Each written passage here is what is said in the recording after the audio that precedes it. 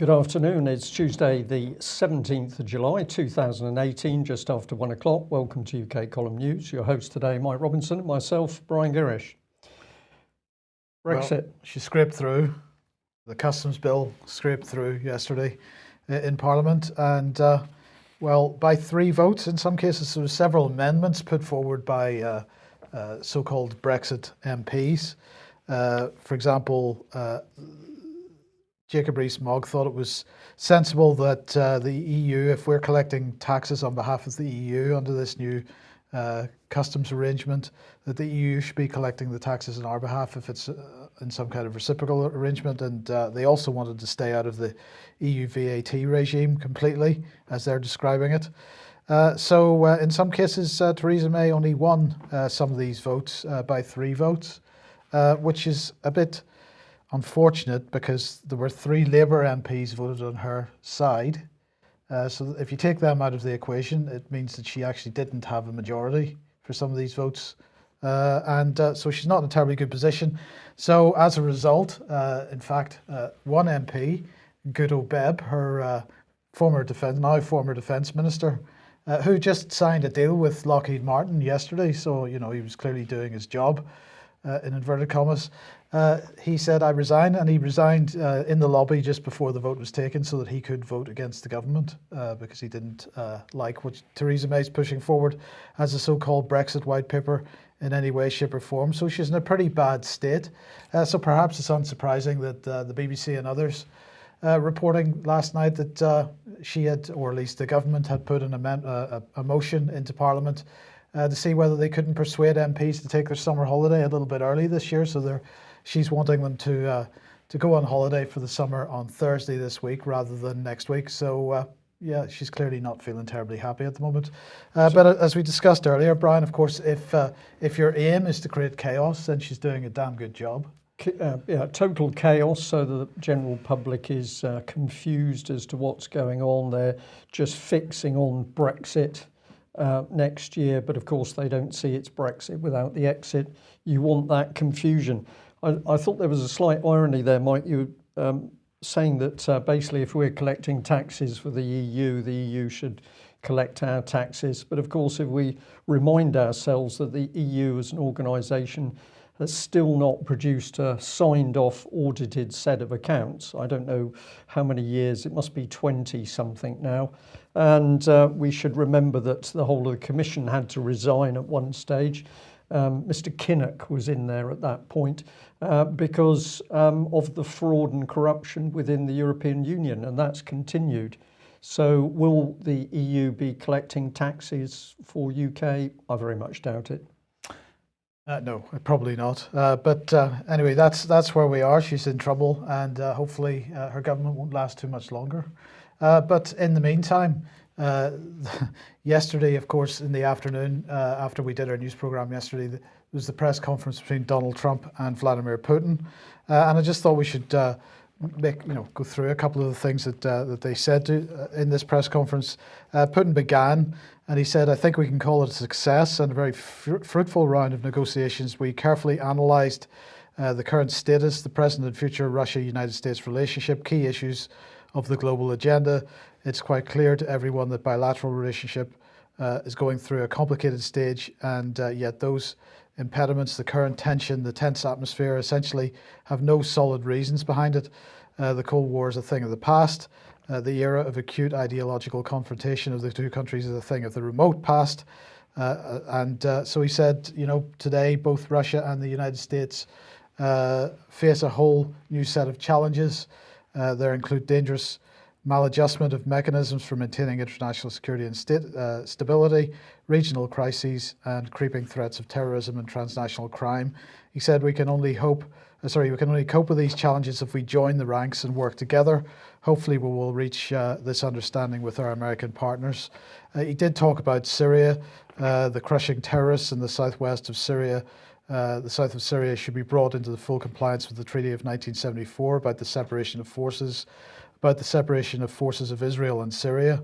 This will bring peace to the Golan Heights and bring a more peaceful relationship between Syria and Israel, and also provide security for the state of Israel.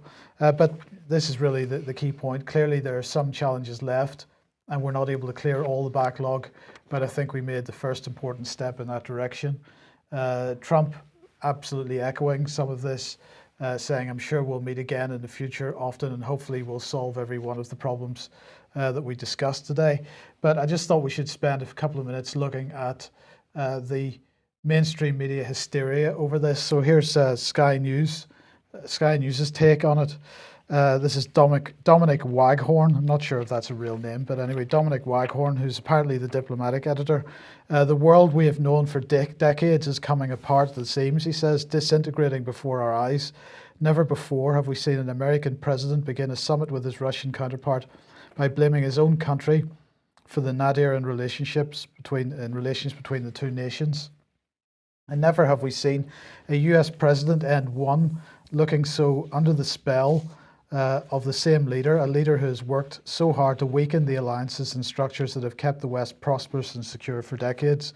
If Donald Trump is not a Russian agent, he has certainly acted like one in the past week, working to promote the same Putin agenda.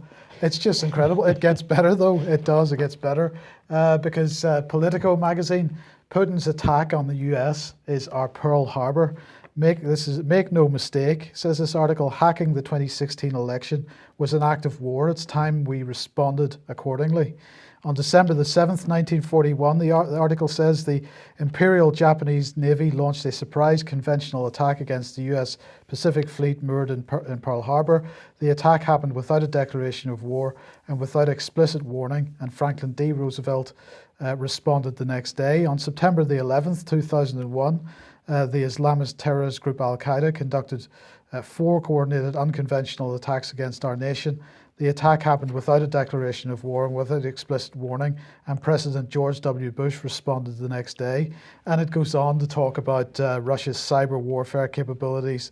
It says Coates named Russia as the most aggressive threat, saying the digital infrastructure that serves this country is literally under attack. Not in 2016, now it's happening all over again, and it keeps on going in this vein. For as long as history remembers Donald Trump, it will be a day that will live in infamy. So Putin's attack on Pearl Harbor, an act of war by Putin on the United States, are we sure about that? Because I think we'll find that the vast majority of the intervention in the United States, the electoral process, is by Christopher Steele and Pablo Miller, and the people that are, if not still within the auspices of MI6, certainly have very close connections. Richard Dearlove's included in that as well. So is it the Russians that have been attacking the United States in this way, or is it the United Kingdom? Well, I don't know. Let's go on. CNN politics. Trump caved spectacularly to Putin. Let's see what might happen next. The president's summit with Russian President Vladimir Putin in Helsinki on Monday is already one of the most notorious moments in the tortured relations between Washington and Moscow. Trump's humiliation is taking its place alongside John Kennedy's bruising at the hands of Nikita Khrushchev and George W. Bush staring into Putin's eyes and getting a sense of his soul. But there are going to be profound consequences in Washington and beyond. Trump's performance on Monday followed his blitzkrieg through Europe, in which he split the transatlantic alliance and insulted allied leaders like Germany's Angela Merkel and Britain's Theresa May, effectively doing Putin's work for him. But Trump's behaviour raises questions about how top intelligence officials can remain in their posts after being so spectacularly thrown under the bus. Well, this was something that I saw the BBC focusing on, the fact that Trump had made comments criticising the FBI and other intelligence agencies. We don't need to worry about the fact that it was these same intelligence agencies that brought us into an illegal war in Iraq with Yellowcake and other nonsense, and the same intelligence agencies that in fact have put in 2 dodgy dossiers with regard to Russiagate, so utter hypocrisy. Hypocrisy, Mike, but I think we can look on the bright side and say that the Western media is having to come out of the shadows now. They are so desperate because their rules-based world order plans are falling apart. They're having to come out of the shadows. Each statement they make is more ridiculous than the last. And of course, we're seeing this particularly vicious rhetoric when there's any sign of movement towards peace. So Trump, if you analyse what he has said, we need to talk to Russia, we need to talk to Putin if we're to have any form of useful, productive dialogue. That's common sense, or seems so to me. This apparently is a threat to the Western world, and the media is having to come out of the shadows. We'll have a look at the BBC in a minute and see what they've been up to. Well, in the meantime, Putin was commenting on the continuing Novichok issue with the United Kingdom. And he said that, he was speaking to Fox News actually, he said that we recently learned that 2 more people suffered from the same nerve agent that is called Novichok. I've never even heard the last names of these persons. Who are they? What kind of bottle was it found in? What was the chemical formula? Or maybe there are other reasons for death. Maybe it's the internal reasons within the United Kingdom, but nobody wants to look at the issue. Now we just see the underground accusations. Why was it done this way? Why our relationship should be made worse by this pretense. We want to build relations with the UK as well as with the United States. We would like to have at least some sort of document, evidence about it, but nobody gives it to us. It's the same thing as the accusations of meddling in the election process in America. So he's pretty incensed about this whole situation, and understandably so, because well, the British government continues to pursue this narrative without any evidence.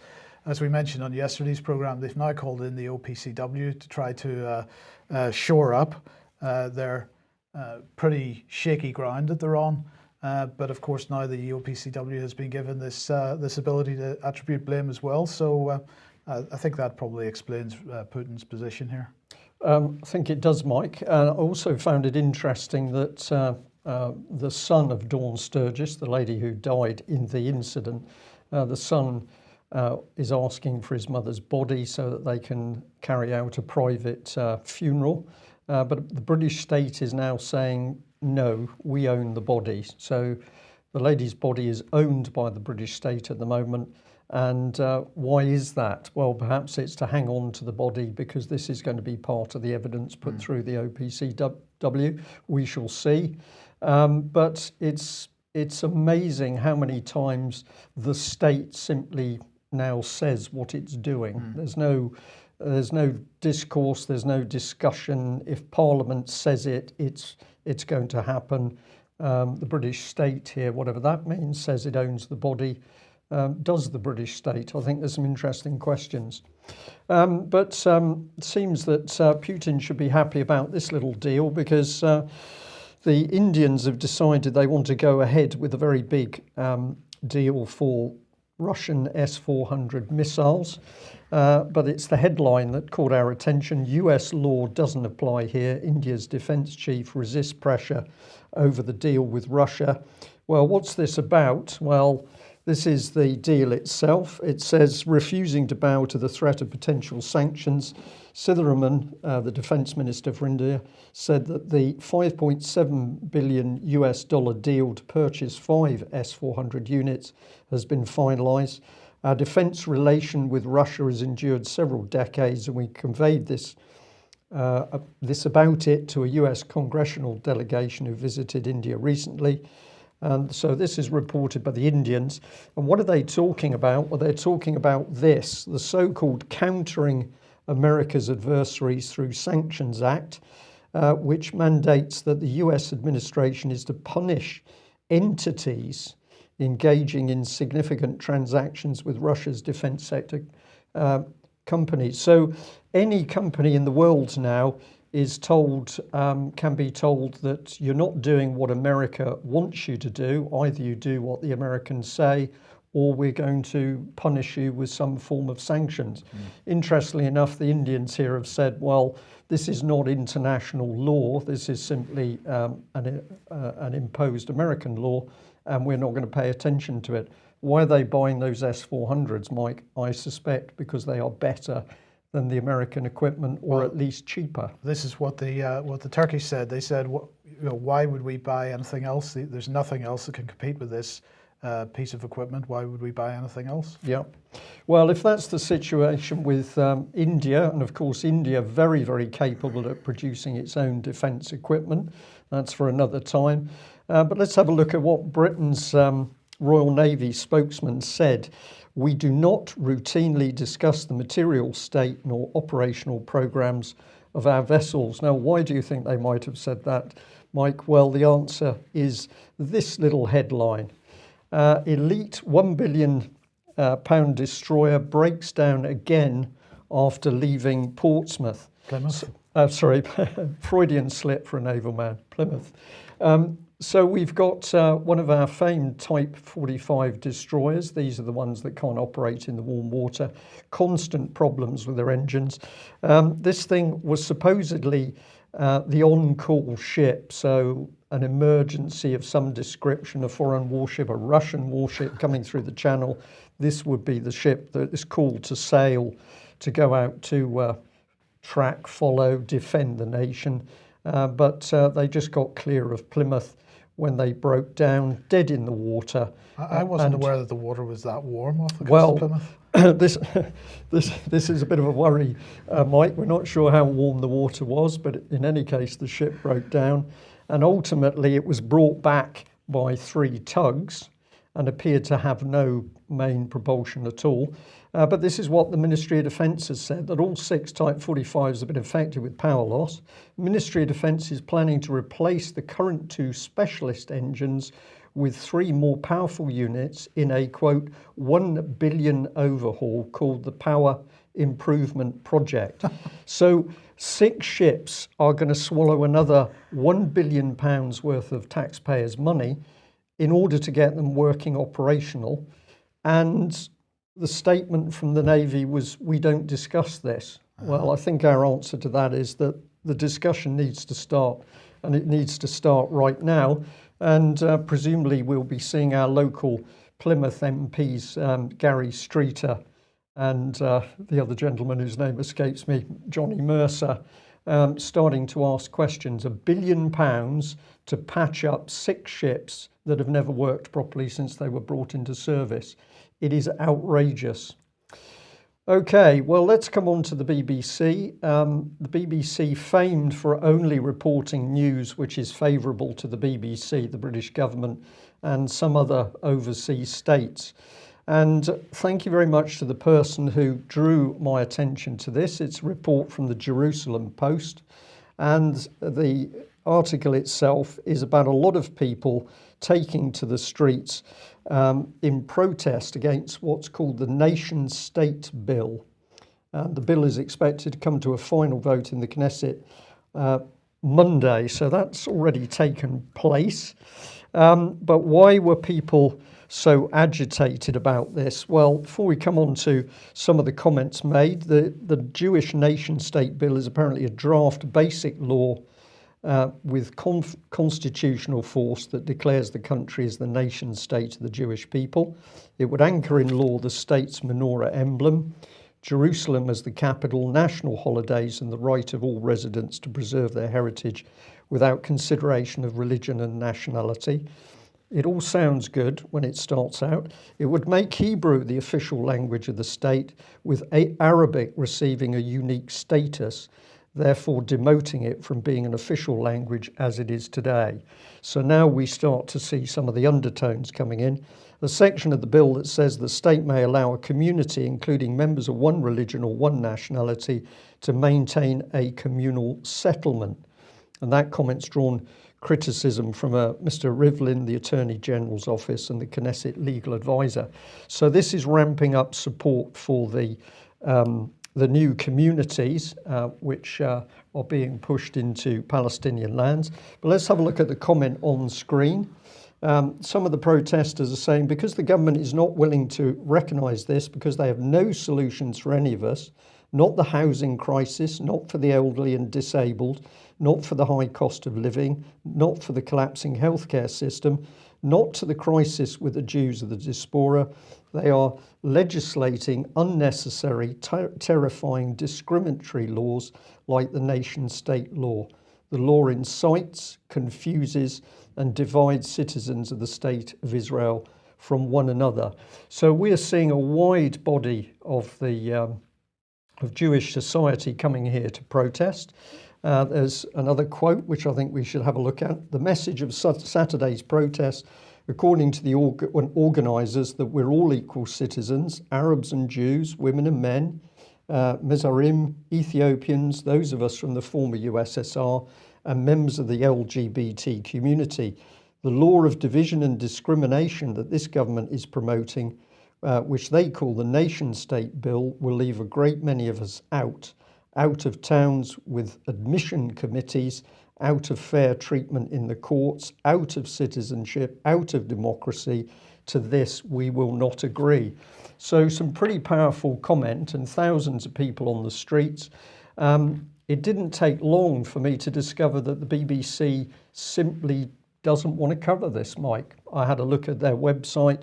I did a bit of basic searching on it for Israel and the nation-state laws. Whatever I seemed to put in, I came up with nil return in the search. So if anybody else can find it and correct me on this, I'll be happy to publish it tomorrow. But as far as I could see, this was not a topic that the BBC wanted to talk about, even though, Mike, you've got such a widespread of the community there. You've also got LGBT involved, which is normally a trigger for the BBC to stand up for anybody's rights within that community group. This was part of the information in the Jerusalem Post, which I think really shows the breadth of opinion here. The participating organisations were standing together: the Association of Ethiopian Jews, the New Israel Fund, Peace Now, the Israel Religious Action Centre, the Coalition Against Racism in Israel, Masawa Centre, Young Labour, Hadash, Meretz, Tal, the Association for Civil Rights in Israel, Zazim, Community Action, the Negev Coexistence Forum for Civil Equality, Najek, Kulan Socialist Struggle, Competence for Peace, and Shatil. Now, I do not know the details of all those organisations, but I think it does show that something special was happening here, but the BBC didn't want to cover it. I wonder why that was. So if we just come in with this final bit here, basically, Meretz leader Tamar Sandberg opened her speech with a call for calm and peace in the south. This is a result of the latest attack on Hamas.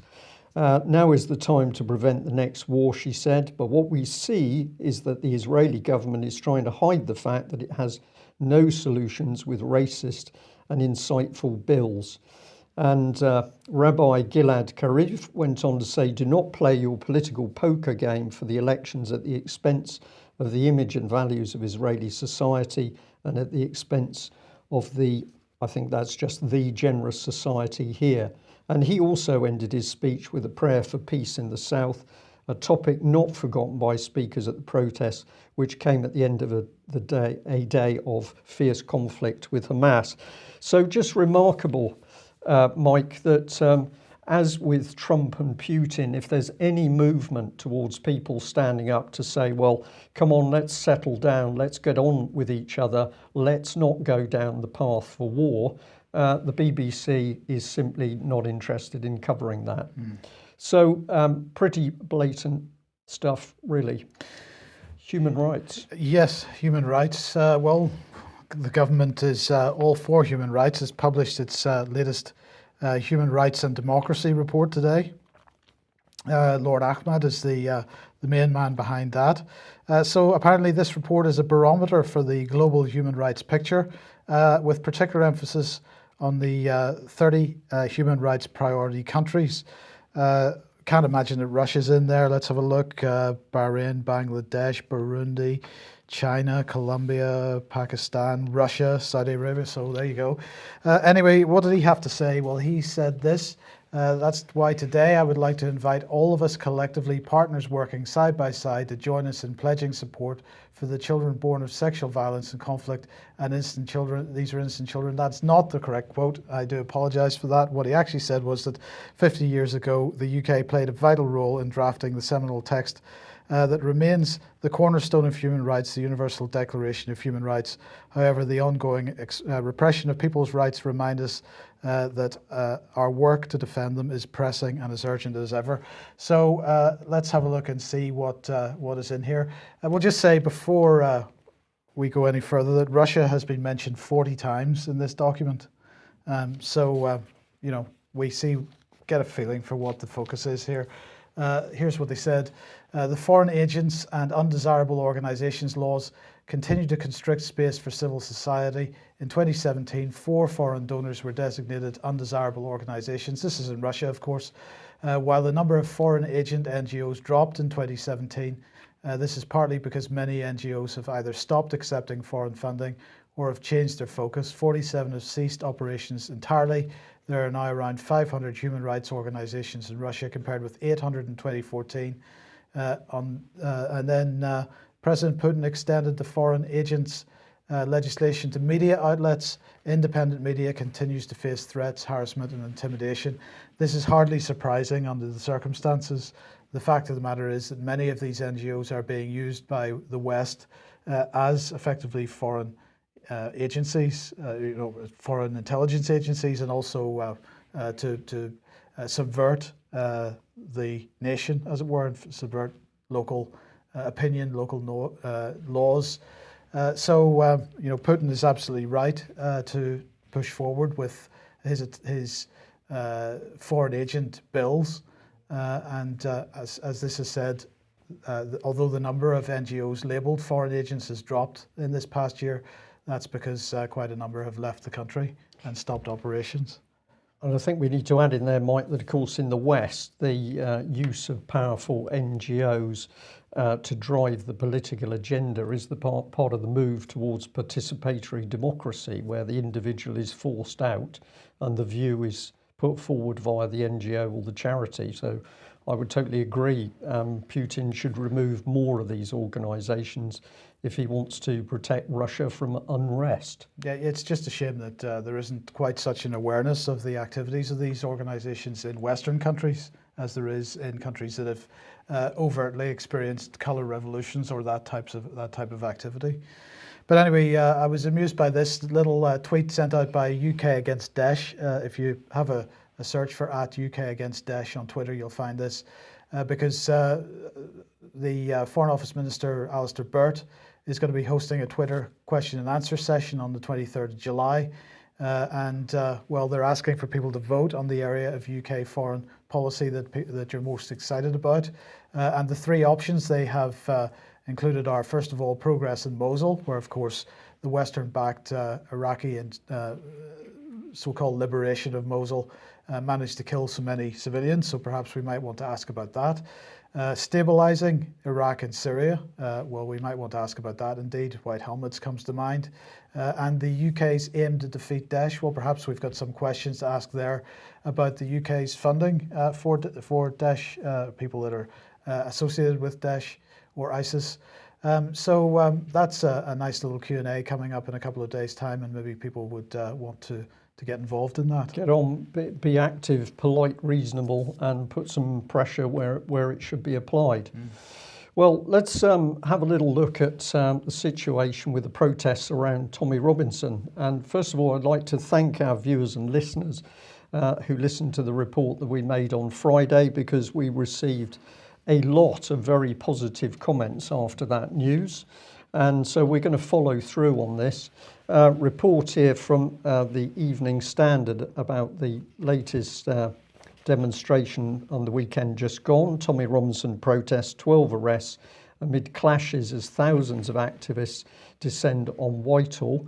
Now, the numbers seem to be considerably smaller than previously, and I think there's talk of about 2, 3, possibly 4,000. But unless those reports are wildly inaccurate, it does not seem there were large amounts of people. But what is fascinating, if you go through UK's press and media, what you don't find is any mention of the organisers, the Middle East Forum, which we flagged up to our viewers and listeners on Friday. So this was the screenshot from the Middle East Forum's website, where they had a whole article boasting about how they were supporting Tommy Robinson by providing money for his legal defence, but also getting people on the streets. And that was the previous demonstration and the one that's just occurred this weekend. So just fascinating that you have an organisation that declares itself as facilitating everything that's happening around Tommy Robinson, the money and the organisation, and yet the mainstream media simply don't report this at all. Why would this be? Just to remind people what sort of organisation the Middle East Forum is, this was part of their quote where they were talking about I'll just come back one if I may. They were talking about Israel Victory Initiative. The Middle East Forum seeks a full-time Israel director for its Israel Victory project, which holds that a Palestinian defeat is a precondition to resolving the Arab-Israeli conflict. This means ditching the peace process in favour of Israel, quote, imposing its will on its enemies. So here we go again, Mike. We've got somebody saying, let's get rid of any form of peace process. What does imposing your will mean in a volatile situation like this in the Middle East? Well, it's military. Killing people. It means killing people. But this is as Zionist as it gets then, really? I would say so. But no, excuse me, nobody wants to talk about it. I did a search at the BBC website, and although I can come up with a lot of material on Tommy Robinson, there's no mention at all about the Middle East Forum. So a deafening BBC silence on an ultra-extreme pro-Zionist, pro-Israel organisation, which is backing Tommy Robinson, and ultimately violent London protests. So why is this occurring? We don't know the answer to this yet, but we're going to stay digging in the subject area. Let's remind ourselves of what was happening a few years ago, because this independent report we did pick up on, and it was the article was talking about a new row between the London School of Economics and the BBC as ex-EDL leader Tommy Robinson turns up to a film lecture. Now, what was going on here was the London School of Economics was having a talk by a lady called Karima Benoun, an Algerian-American professor in international law. And the BBC basically said, can we come and do some filming? And ultimately, the BBC turned up with Tommy Robinson. I'll take you through in a little bit more detail. But this was being reported on the 27th of October 2013. So what was the BBC up to? Why was Tommy Robinson involved with the BBC? Let's remind ourselves of what we couldn't find out at the time. So here was the lady giving the lecture. The BBC's in the middle of this. And this was the man who was the key BBC person, Aqil Ahmed, BBC head of religion and ethics.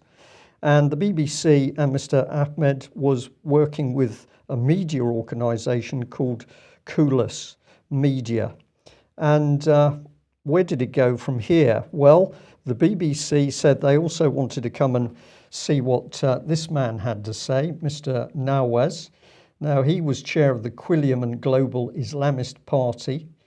He's ex-London School of Economics student, political theory, but he was also working with the Quilliam Foundation, which was supposedly a counter-extremism think tank. So surprisingly, in the middle of this, we find that the BBC was working with Tommy Robinson, and the BBC, as I've said, after asking the London School of Economics if they could come and film the people speaking, turned up with Mr. Robinson and essentially gatecrashed and ambushed the London School of Economics, who were considerably put out because they said, this is the last thing we need because we're trying to have a discussion here about peaceful matters. So big questions to be asked about this Kulas Media. Who are they? Well, we asked the question at the time. We did the sensible thing, which is to go and have a look at their webpage. This is it, setting the scene on centre stage. This is a website that tells you some things, but it doesn't give you any detail. It doesn't give you names. It doesn't give you track record of the directors or the expertise being used. It's just a funny little company with a London telephone number. That was the telephone number at that particular time. Now, we went a step further and we sent an email into the BBC to ask some questions. And we said, "Dear Press Office, The Independent has reported that Tommy Robinson, ex-EDL, attended a recent LSE event. LSE claims that Robinson attended on the back of a BBC documentary on Mr. Nawaz, and Robinson is partnering with Coulis Media. The BBC is in partnership with Coulis Media. My question is, who is Coulis Media? Their website gives no company details, directors or other names. And 2, what is the precise contractual relationship between the BBC and Coulis, which does not appear to exist as a company, not at least by their website at that point." Well, back came the BBC's reply. "Dear Brian, Coulis is in the early stages of developing a programme for the BBC, for which it has been filming with Tommy Robinson and think tank Quillam Best." So the BBC simply doesn't answer the questions, which leads us to be saying, what was going on here? Why did we have the BBC working with Tommy Robinson? We don't know. But what's interesting is that if we go and have a look at this company today, the website is still there. It's been updated. It's been beefed up. Here they're boasting of the organisations that they're working with, of which the top is the BBC. Encourage people to go and have a look at this site themselves, because this little video clip apparently advertises the professionalism of this media company. I found it incredibly childish and pathetic, but that might just be my personal opinion. But we do get some interesting glimpses as to what this organisation is up to, because here is an inset where they're boasting of having provided an interview to The Sun, which is all around the Lee Rigby affair. So are these media people, or are they some form of investigators? What are they, and how do they exist in quite a prestigious London address? We can just bring this on screen for you. So they are on the 3rd floor of 207 Regent Street, London. But what's surprising is that if we do our company checks, we actually find that this company has been dissolved. That's Coulis Media Limited.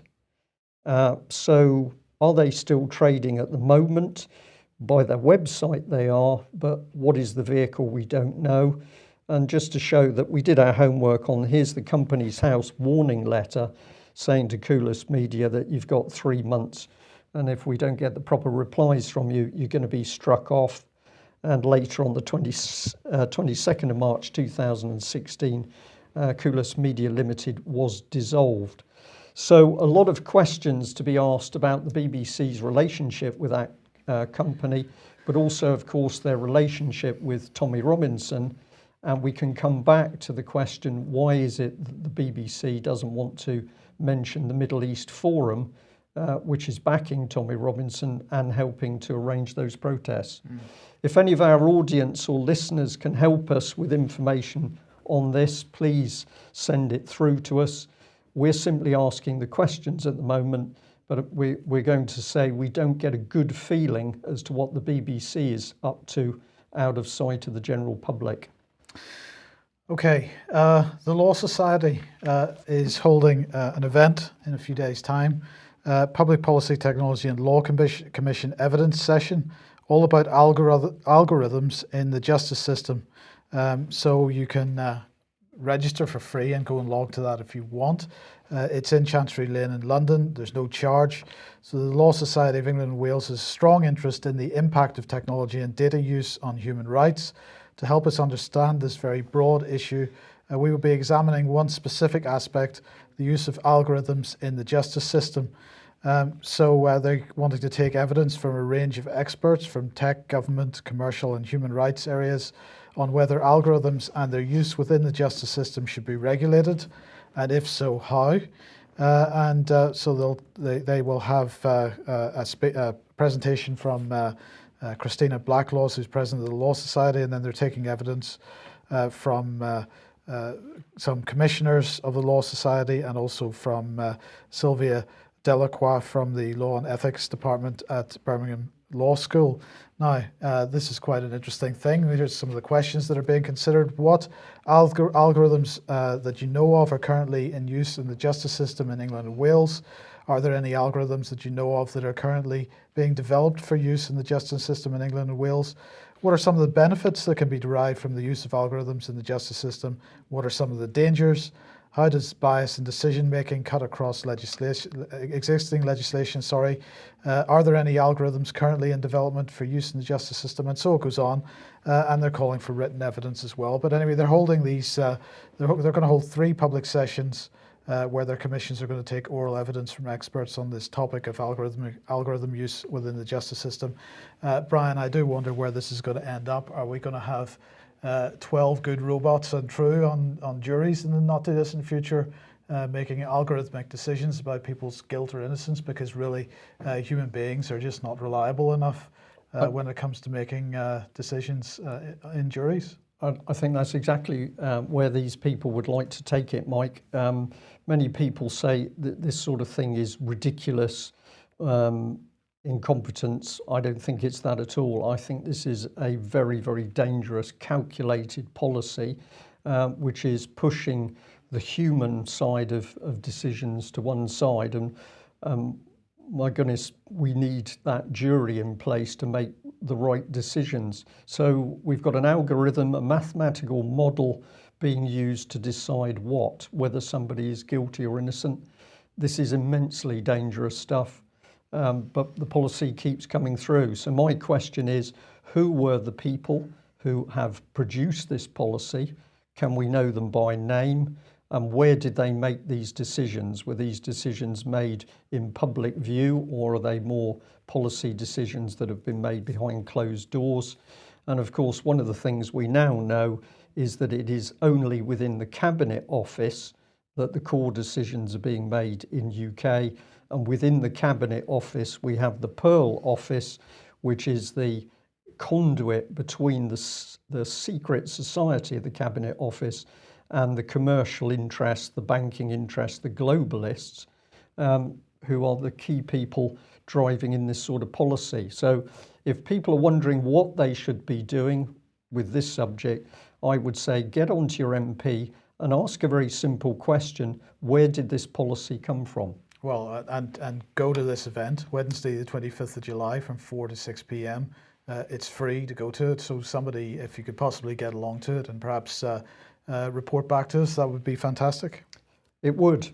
Well, we just, with a smile on my face, although it's a black subject as it were, I wonder what the algorithm would make of this little decision.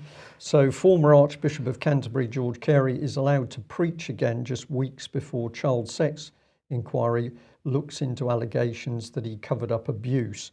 This is around Bishop Ball, Peter Ball, excuse me, and there are allegations that George Carey colluded with Bishop Peter Ball, but there's an inquiry about to take place. They're not reinstating this man as a bishop, but they are allowing him to preach. It's just incredible timing, Mike. And that's Carey's decision, was it? Pardon? That was George Carey's decision? No, he's going to be allowed to preach, Mr. Carey himself. Understood, right. So was this a human decision, or maybe it was an early trial of the artificial intelligence and algorithms? We'll leave it there. Thank you very much for joining us.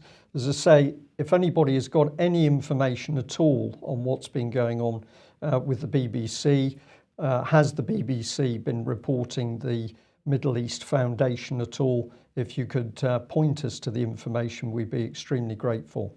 That's it for today. We will be back at the same time tomorrow. Bye-bye.